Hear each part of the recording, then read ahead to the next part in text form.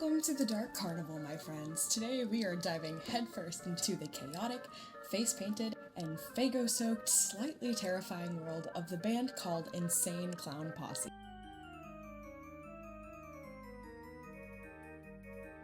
That's right, we're talking about that infamous rap duo with clown face paint, Violent J and Shaggy 2 Dope, and if you've never heard of them, strap in, because we are ready for a ride. Specifically, I want to talk about the lore of Insane Clown Posse. Now, I want to preface this video by saying I, by no means, would consider myself to be a juggalo.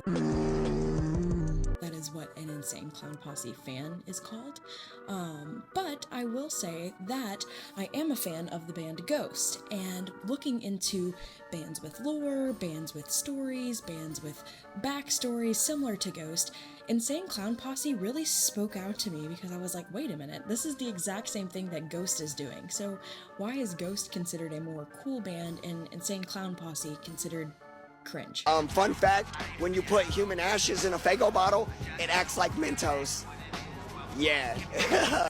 Our story begins in Oak Park, Michigan, where two kids, Joseph Bruce and Joseph Ustler, met and bonded over backyard wrestling and hip-hop. Because, of course, they did. They formed a gang called the Inner City Posse, which went about as well as you'd expect. Bruce ended up in jail. But when he got out of jail, he pivoted hard. Instead of leaning into gang life, he decided to lean into music. The duo originally started out as a band called the JJ Boys, which didn't really pop off, and then again as the Inner City Posse, which now we're getting that word posse in there. It was a gangster rap group that was just kind of washed in the oversaturated sea of gangster rap that was starting to pop up in the 90s. And that's when Bruce had a dream.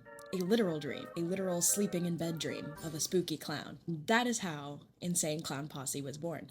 Insane Clown Posse doesn't just make music, they also have an entire lore that goes behind the purpose of the clown face paint and all of the ritualistic things that happen at concerts, essentially. This entire mythos is known as the Dark Carnival.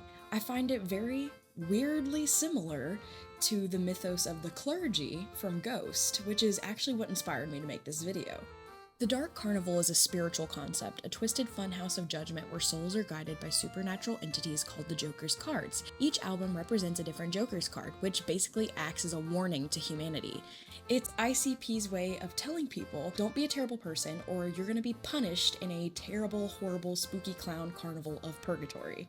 And it has a surprisingly uplifting message about it. The music is scary, goofy, and abrasive sounding, and it might just sound like regular stoner shop music, but in reality it has kind of a wholesome message behind it, which I think is so cool. This context could be censored by YouTube. Pause to read.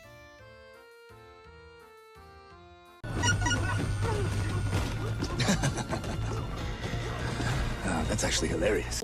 Some of the most famous Joker's cards include the Carnival of Carnage, a literal circus of revenge against the corrupt and oppressive, the Ringmaster, he's the dude who decides where your soul ends up, so good luck with that, the Great Malenko, a trickster warlock who tests your morality, and the Wraith, aka Death himself. As for the face paint, if you wonder why these fans known as Juggalos and the band members themselves wear face paint, here's the deal. When they first started out, they had a hype man who wore clown face paint, and it just kind of took off after that. It literally became their signature image. As the lore developed, it's not just for show. The face paint from each band member and each Juggalo represents their alter egos. It's also a certain type of face paint that skewers your identity from facial recognition devices. So if you were to be caught on a camera doing something that a vigilante would do, you probably wouldn't be identified immediately from face alone. These fans called Juggalos are questionable. I know a lot of people make fun of Juggalo weddings on TikTok. Insert clip.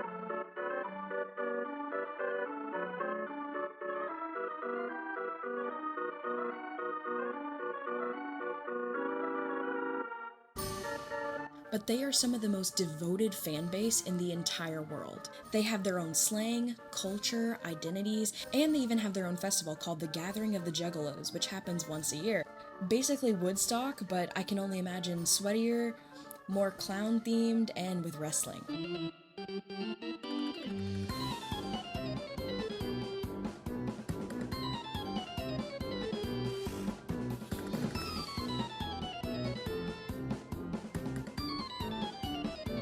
I find to be the most intriguing part of Juggalo lore is their holy water, which is Faygo soda.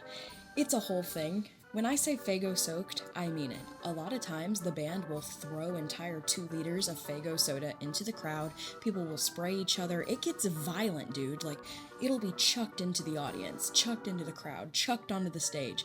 These bottles, no one is safe from the spray or getting bonked in the nose. Are you ready for some Faygo?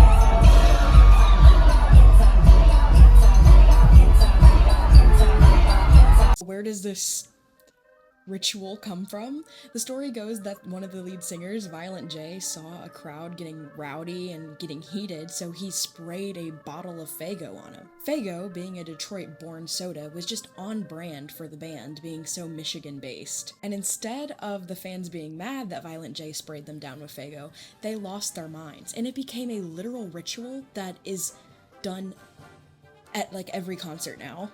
The Detroit-born soda known as Faygo comes in multiple flavors like Red Pop, Moon Mist, and Cotton Candy, but let's be honest, when it is being sprayed on you at a concert, it just kind of tastes like sticky.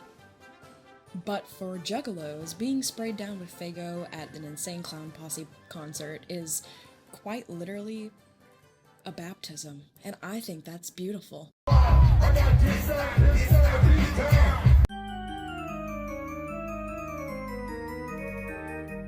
The members of Insane Clown Posse went from kids wrestling in a backyard to violent gang members, went to prison and became reformed, and now preach wholesome messages through their music. And not only do they preach wholesome messages through their music, they also have a whole mythology about like a circus clown corps, which is absolutely impressive and crazy. I know that a lot of people make fun of Juggalos, but I'm gonna be the first to say that maybe we need to give them a chance, because looking at some of the things I'm interested in, Ghost, D&D, video games, that's not the cringiest thing I've ever heard of. And they have some bangers. In My Room, oh my god. In the dark of my room, love, I can't ignore you. In my room, do anything for you. In My Room is so good. Whether you love them or hate them, the only thing you can't deny is that they're one of the most unique musical groups of all time. I'm Melody, you've been watching Melody Ever After. I hope you liked this video. Until next time.